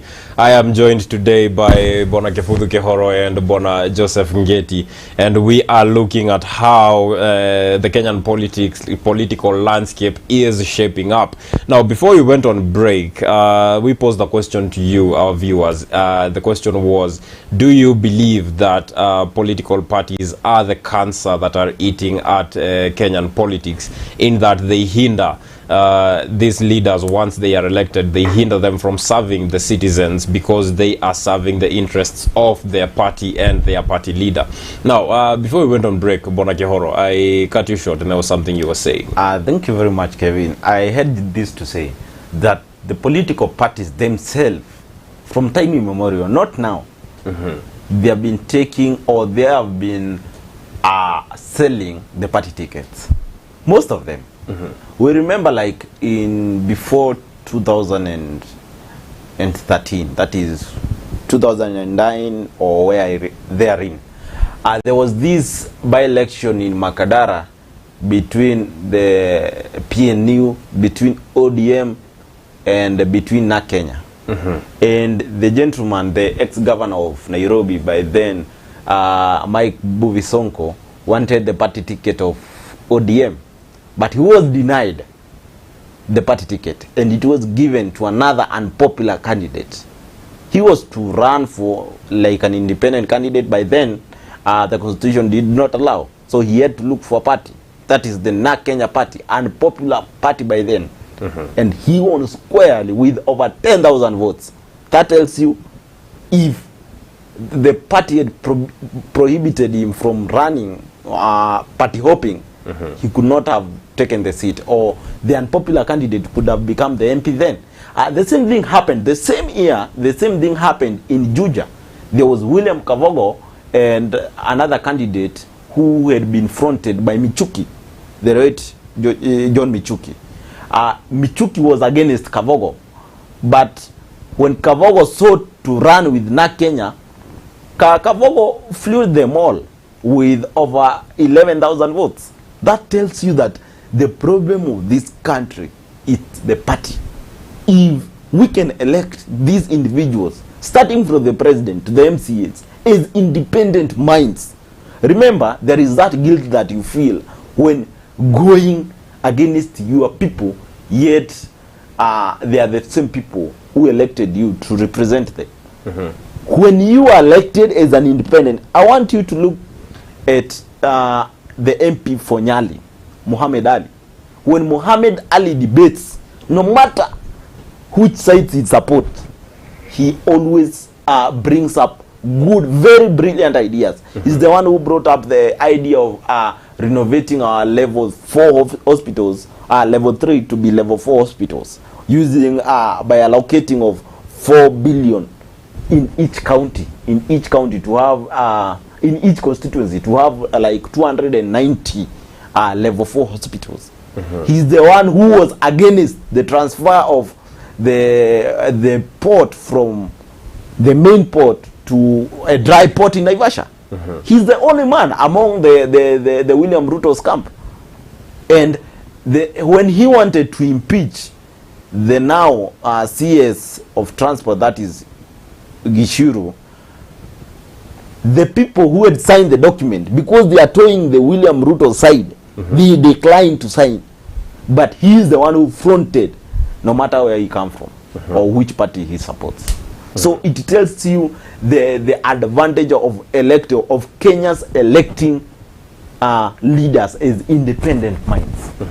Because when you elect an individual, that individual toes the party line. That individual, no matter how brilliant that guy is. Again, just to cite another case as I wind up, the case of Anne Waiguru's impeachment.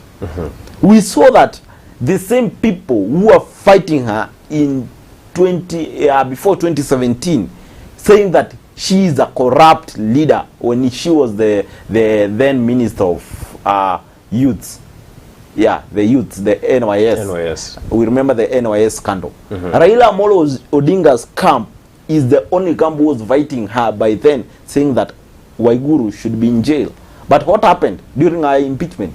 The same people who fought her are the same people who defended her, because she was towing the President Uhuru Kenyatta's side. And the people that are defending her today, which are the Tanga people, are the people who voted for her to be impeached.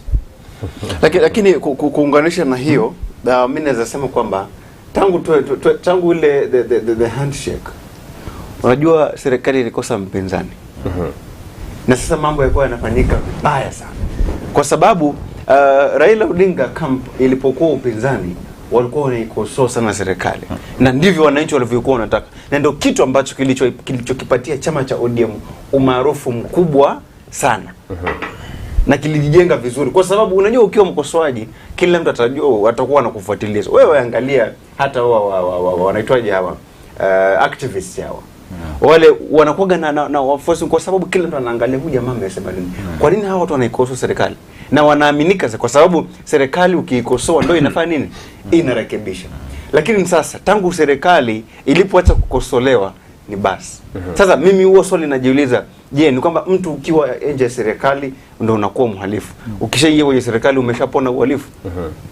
Kwa sababu angalia tu mambo yalikuwa yanayojitokeza kila muda kwa muda. Naambiwa Raila Odinga kipindi kile cha maandamano ya kila Jumatatu na kila Ijumaa. Umeona katika uwanja wa wapi yule alikuwa anasema Uhuru Gardens, tunaenda Uhuru Gardens. Mara akaja na lile vuguvugu la Okoa Kenya. Mambo kama ile yalikuwa yanatokea. Lakini tangu handshake imetokea, serikali haijawahi kukosolewa. Katika upande mwingine rais anatuambia kwamba hii BBI mara kukutana kwa handshake ndio imeleta amani. Kivipi? Sawa, hatukatai. Hiyo amani imeletwa kwa sababu tujiona watu wakifanya nini? Watu wakiandamana kudai haki zingine kama mambo mengine ambayo ni ya msingi zaidi. Vyakula vinapanda. Mambo mengine yanajitokeza. Wahalifu wapo wengi sana. Corrupt leaders. So many of them in the government. Lakini nani anawakosoa? Hakuna mtu ambaye ana deal na mambo kama haya. Sasa hapo ndo tunaona kwamba mwanya ulipatikana. Hata anapotuambia kwamba bilioni 2 zinaibiwa kila siku, ni kwa sababu amekosa mkosoaji. Sasa nani atamwambia kwamba bilioni 2 zinaibiwa? Na wewe uone serikali inaingia. To add on that quickly. Yes, before we proceed. Yeah, to add on that quickly. We can say that the president of this republic have failed us completely. In this way, like my friend Gedi have just said here, that he's telling us that his handshake between himself and Raila Amolo Odinga was to bring peace in this country. My friend, there is no peace in corruption. There is no peace when people are sleeping hungry in this country. I think the president, I may term him as lazy, sorry to say that, that he don't want external pressure to push him while operating in his own government. That's why he saw it wise to dupe Raila Amolo Odinga, come in an agreement so that he can have a calm environment while operating the Jubilee government. And there is no luxury in governance. So Uhuru Kenyatta could have expected a lot of pressure, and if he cannot withhold the pressure, then he should resign. Not saying that those who wrote the constitution, Kevin, were not sorry to say stupid when writing that constitution, saying that the work of the opposition is to act as an exchequer or an eye of the people to the government, to keep as a watchdog, to keep the government on toes, so that the government can run smoothly. But what are we seeing today? Whatever the government does, the opposition comes drumming its support. Yes. Yes. Everything it's yes. Everything is yes. How can there is nowhere in the history of the world, Kevin, where the president have ever left his own government, form a coalition with the opposition to run government. Nowhere in this world. I wish to add on that. Mimi hata hicho ni kitu kweli. Unajua serikali inapokuwa madarakani, yani chama tawala ni chama Jubilee, si ndio? Ndio kilikuwa kinachoongoza nini? Dola, si ndio? Sasa mmeshika dola, alafu mnamuita aliyekuwa na wapinga, njoo na wewe ushike nini? Ushike dola. Sasa nini kinatokea? Kwa sababu hamwezi kuwa nyinyi mmeshikilia dola. Nyinyi ndio mnaicontrol serikali na kila kitu. You are governing everything. Na mko na hiyo mamlaka yote. Kwa hivyo cha kufanya ili chama kiendelee kujimarisha zaidi na kiendelee kujijenga zaidi, kipate sifa kama ni chama ambacho kimeongozwa kwa muda mrefu, tufanye nini? Tutafute candidate hapa kwetu. Atoke candidate hapa, apambane na hawa wapinzani. Maana si mliona kama mkiwapa serikali wataumiza. Sasa leo inakuwaje mnawachukua hao and you make them the heads? That means hata nyinyi hapo ndani ya hiyo serikali yenu mmeshindwa kufanya vitu ambavyo wao wanakuja kufanya kwa weledi zaidi. That's why utakuta sasa in case Azimio watashinda, then Azimio wataperform better kuliko hata Jubilee ilichofanya. I'm telling you, Azimio wataperform, wakishinda wataperform better kuliko kile ambacho Jubilee wamefanya, kwa sababu makosa waliyaona tayari from the beginning. So wao wanachokuja kufanya, they are coming sasa kufanya nini? Kutoa. So zile agenda zao walikuwa wanazitaka zitaendea tena, watakazo ziendesha ni kina nani? Ni nyinyi mlikuwa mnafanya nini? Mnazikata. Sasa unyonge mlikuwa mnatukataa, sasa mmetuita, tumekuja tumewakalia, sasa tunawafinya tu, mtusikilize sisi.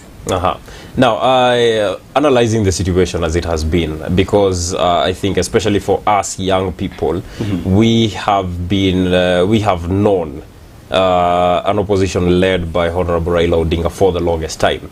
So how will it shape up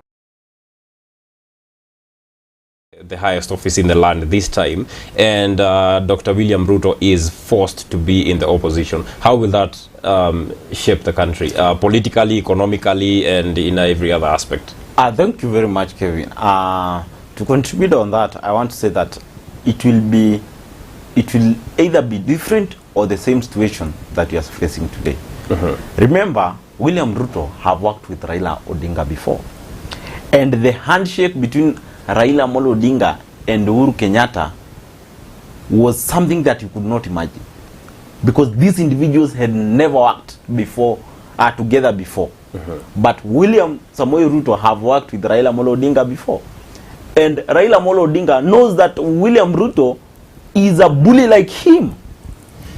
So who will give him the much pressure that he could have given William Samoei Ruto? So if Raila Amolo Odinga want to operate the government like Uhuru Kenyatta without any pressure, he will be forced to go in another handshake with William Samoei Ruto. And what will happen to Kenyans? The Kenyans will remain to be oppressed by high prices of commodities, by poor service from the government, by poor infrastructure. Why? The government and the opposition are in bed. But if it happens that William Samoei Ruto stays as an opposition leader and refuses to take the handshake with Raila Amolo Odinga, I can tell you for sure that Raila Amolo Odinga will be a one-term president. Because William Samoei Ruto understands everything that happens in the government. He has been in the government. Remember, in the first term, it is said that he was the head of the government. He was in control. So he knows everything. It's like taking Uhuru Kenyatta now back to the opposition. He understands every loophole in the government. So before Raila Amolo Odinga learns how to operate the government, William Ruto knows how to operate the same government. So he'll give him much pressure that he could have given William Samoei Ruto. Bonangeti, how do you think the situation will be like if William Samoei Ruto is in charge of the opposition come the results of the August 9th elections? Right now tayari tunaona kwamba hao jamaa anawapatia pressure kubwa sana. Usiku wakilala wanafikiria hii kambi ya jamaa tutaipiga vipi? Kwa sababu unajua deputy president he is very smart. Anacheza na akili tu. Yaani yeye atumie nguvu sana, atumie kifua kwamba nitakufanya hivi, unataka vyama vingi, wewe chukua tu. Sisi bado tutapiga hapa. So that guy ana play very smart akiwa uwanjani pale.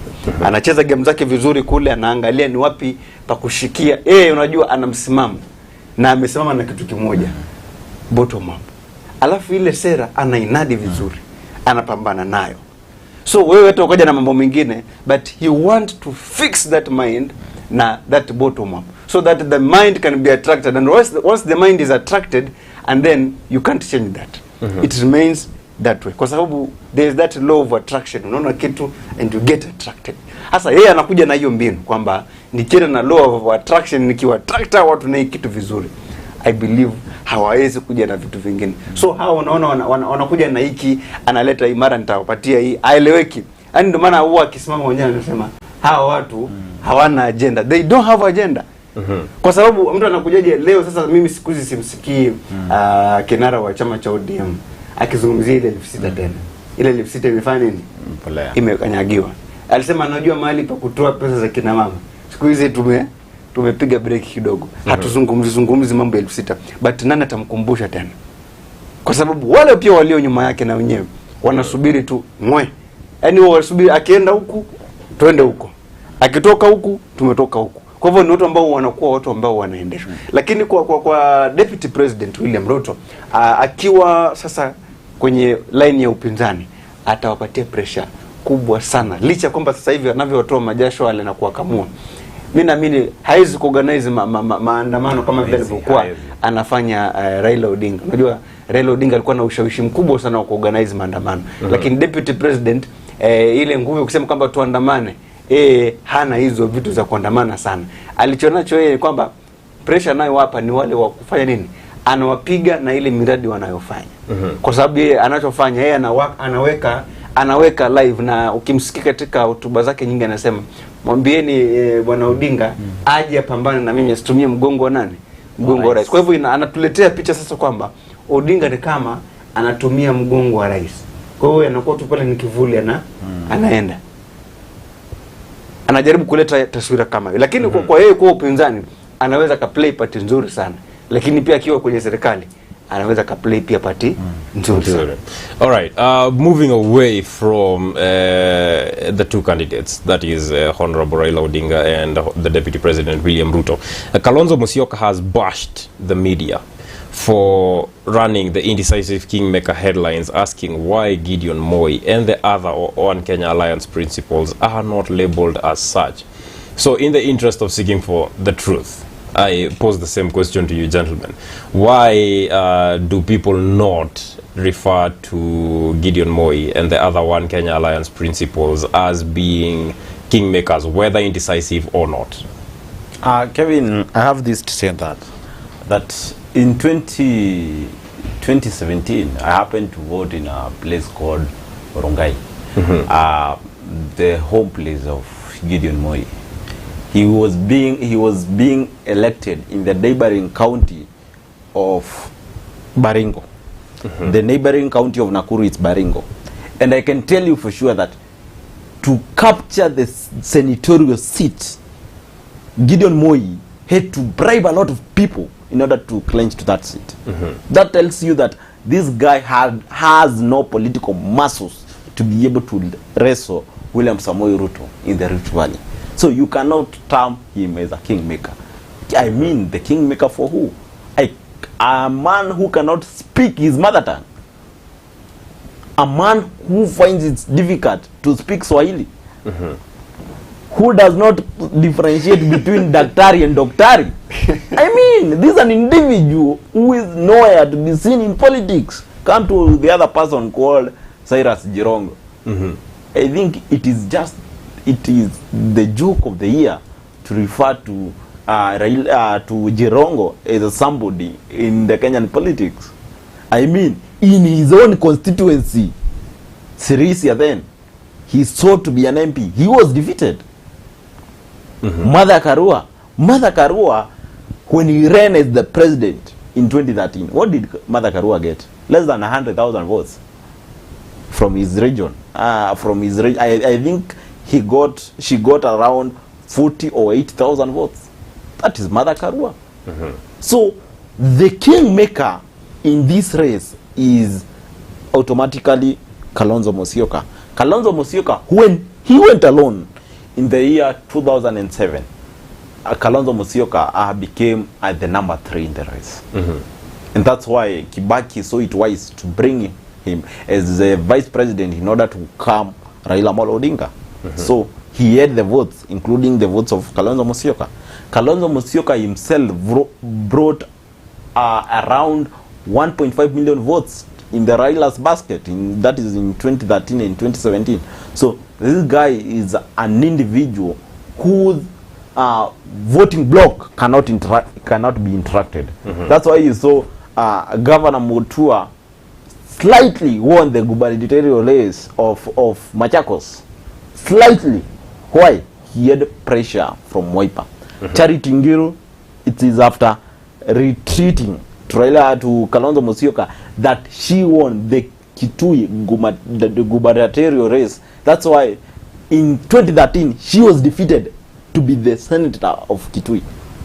The same thing with Professor Kivuda Kibwana. he had to break his party and go back to Wiper in order to win the gubernatorial race. So the Kalonzo factor cannot be ignored. Kalonzo is an individual who will bring a lot of votes in whichever camp he goes. Yes, there was a newspaper that estimated that he is worth 2.1 million votes. Now, Bonangeti, what do you have to say about that? Kwa hao wengine hawana ile mvuto, naweza nikasema kama vile kusema ndugu yangu hapa, hawana mvuto. Unajua ukikosa mvuto hata watu hawakuangazia zaidi. Lakini kile kilicho na mvuto watu wanakifocus zaidi. Ndio maana Kalonzo hapo anaonekana kama yeye ndio kidogo he's the kingmaker, kwa sababu tunaona ana mvuto fulani kwenye ulingo wa siasa. Hao wengine tu ni wale wanakuja kudandia majoy rider. So wako pale tu kukitokea twende tunaenda. Twende huku tunaenda. But huyu ana mvuto wa kisiasa. Ni kiongozi ambaye sasa niambie Gideon Moi leo akija kuitisha rally mahali kokote pale ataenda kasimama. Ataweka umati ule ambao utawekwa na Kalonzo. Yaani kwa kuangalia kwa mtazamo, unajua pia tunaweza kumjaji mtu kwa namna hiyo. Nataka kujua mvuto ni leo mtu ambaye kuitisha press ni miaka baada ya miaka. Hata kwenye press kuzungumza pia ni shughuli. So inamtake time kuja kuitisha press.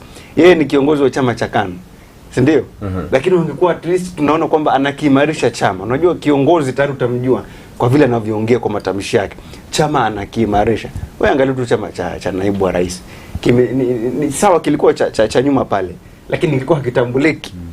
Lakini hebu angalia ile force amekuja nayo ndani ya muda mfupi, mpaka hata mtoto ambaye ametoa meno ukimuuliza ni nini leo anataka kukwambia. Lakini natumia mfano kama huo. Chama cha KANU kimekuwepo tangu, ni chama cha baba na tangu kitambo sana kile chama. Na kama ni chama ambacho kinafaa kiwe maarufu zaidi ni kile chama. Ndivyo vyama ambavyo vilianza kuunda serikali. Na kile chama wangekikomalia leo tulikuwa tunasema kwamba kinaweza kikawa tegemeo kwa watu wengine. Lakini sasa hivi mtu anamwambia una tiketi ya KANU, kuna maeneo mengine hawana hata ofisi. Sasa unaona inakuwa ngumu kwao kupambana na vyama vingine. Chama kinabuniwa leo, ndani ya miezi 6 chama kimeimarika. Chama chetu cha KANU kipo pale pale, hakiendi mahali. Hawana ofisi hata katika maeneo bunge mengine. Kuna vyama katika county moja ama katika constituency moja kina ofisi zaidi sijui ni ngapi. Kila ward ina ofisi pale. Sasa wewe niambie chama kama hicho unaweza kukifanisha na chama ambacho hata kwenye county hakina ofisi. Inakuwa ni ngumu zaidi. David anasema kama wanataka kuendelea wakiimarisha chama. Kama anataka kuwa kingmaker kweli, aanze kwa kujenga chama chake. Bwana Kihoro, talking about political parties that are becoming obsolete, do you believe that this is the way that Jubilee Party is headed, or will the president be able to revive it? Let me tell you, Kevin, Jubilee, we as Jubilee, because I voted for Jubilee in 2017, I was a live member of Jubilee, but I can tell you for sure that Jubilee is dead. Holding a meeting that it is an ignition meeting, calling people to give them some handouts, take a cup of tea, that is not igniting a political party. And I can tell you, as my professor from the north, that is Keraito Murungi, always said that anybody who will come with the Jubilee Party is deemed to fail. Reason being, Jubilee itself as a party have failed. I think even the president said that the organs of the party were not operating. How can we elect an individual with a party that is deemed to be unpopular in the region where it had roots? For instance, in the Mount Kenya region, how many of those incumbent MPs are willing, or governors are willing, to fight back with the Jubilee ticket? Where we are today in Moranga, there is a party called Usawa Koote. The governor have formed a party we call Usawa Koote. In Nyeri, the governor is in UDA. In Kirinyaga, the governor is in UDA. In Embu, the governor is just a fence sitter who has not decided because he's not going to run again. In Tharaka Nithi, the governor is in UDA. in Nakuru, the governor have formed another party called Obutu Party. In Nyandarua and in Laikipia, of which the governors are not likely to come back. They are the only people remaining in the UDA, in the Jubilee, sorry. An area where the Jubilee was voted over 98%. That tells you that people have automatically run from this party. No matter what the president does, he cannot bring back the people to Jubilee. Even if it is to camp in the region where he comes from for 3 months, it won't make any difference. Remember what happened in Sagana? I was there, Kevin, and I can tell you that the president struggled so much, yet to use a lot of resources. Everybody was to be given 5,000 Kenya shillings. A delegate of about 10,000 people. Others were lined up to be given handouts in order for them to attend the meeting. That tells you that the people have automatically diverted from the party to another party. And the people, remember, when an individual goes in a shop, goes to buy, let's say a soap, a bread, and that guy walks with just milk. With 100 shillings, you cannot buy bread and milk. So you have to use around 110 or 120 to get both. When you walk in the street of your county or your constituency, you feel the pinch of what the Jubilee government have done to you. That pinch, you reflect it to the party. You can tell me that that party will survive. Not at all. Bonageti, do you think the Jubilee Party will revive, or is it headed in the direction of KANU? Ina head sasa direction ya KANU kama nilivyosema hapa mwenzangu, kwa sababu tayari tumeona ili chama kiweze kuimarika lazima kwanza hapo nyuma, sio kwamba leo ndo tunaanza kukimarisha kwa sababu tunaelekea uchaguzi. Kimekuwa ndo chama kimeshikilia dola, na naamini kwamba licha kama kwa kimeshikilia dola walikuwa na nafasi nzuri sana ya kukibrand kile chama tangu mwanzo. Lakini kwa sababu pia mimi naweza kusema kwamba ya mambo ambayo wao wenyewe wanajua ni kitu gani kilikuwa kinaendelea, sasa wamekibrand chama. Alafu unajua umekisha kibrand chama, umeleta na nembo mpya, sasa ni lazima uilazimishe ingie machoni kwa watu. Kwa bado wana kazi kubwa sana ya kufanya ili watu wafanye nini? Wakielewe chama. Je, tutajua kwamba kimekuja na manifesto mpya ama kimekuja ni kitu gani kipi ambacho kitatufanya sasa chama kipendwe zaidi. Kwa sababu kuna mambo kama hayo ya kuangalia. Kwa mfano, kimelaunchiwa juzi chama na wamefukuzwa wanachama, kuna wengine wametolewa, alafu wakachagua bodi mpya tena. Sasa hii inatuonesha mwelekeo gani? Kwamba je, ni watu wangapi ambao walishirikishwa? Je, walishirikisha maeneo bunge yote hapa nchini kutoka kwa viongozi mbalimbali? Waliangazia pia kule mashinani? Kwa sababu kabla ya kufanya hivyo wangekuwa tayari wameshatengeneza kule mashinani, watu wakajua kwamba something is cooking, is happening. Sasa ile kuja kulaunch pale ni kwamba tayari tumewasha switch na kule tayari watu wamefika kwenye ground, kuna watu wako grassroots kule wanapambana. Lakini sasa kama ndo wanaenda grassroots sasa hivi, my friend, and just to tell you that well, just a minute, my director is telling me that we have to remind our viewers of the question that we asked, and the question is this: are the political parties the cancer that is eating away at politics in Kenya? Are political parties the cancer that is eating away at politics in Kenya? We will be reviewing some of the feedback at the end of the show. You can leave it on any one of our social media platforms or send it to us on 23595, and we will be right back after this very brief break.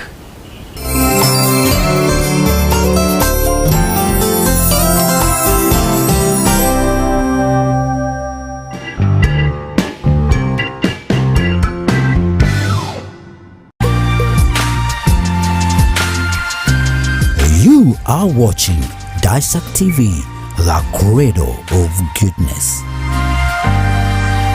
Bedlam ni dawa bora zaidi ya kuua kunguni. Ina uwezo wa kuua viwango vyote kutoka mayai hadi kunguni aliyekomaa. Haina harufu wala mwasho na inaweza kutumika mahali popote. Bedlam imeidhinishwa na Shirika la Afya Duniani WHO. Ipate kwa Agrovet karibu nawe. Kwa maelezo zaidi tumia nambari zifuatazo. Angamiza kunguni na Bedlam kutoka Kinagro.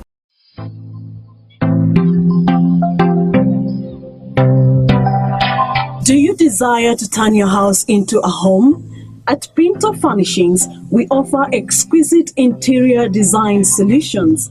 Contact us for curtains, shears and curtain rods, wall stickers, wallpapers and wall hangings, beddings, mats, lights, live and artificial decorative plants, and many more. We also offer interior design classes at affordable prices. For more information, call 0710-606312, 0710-606312. Choose elegance, choose Pinto.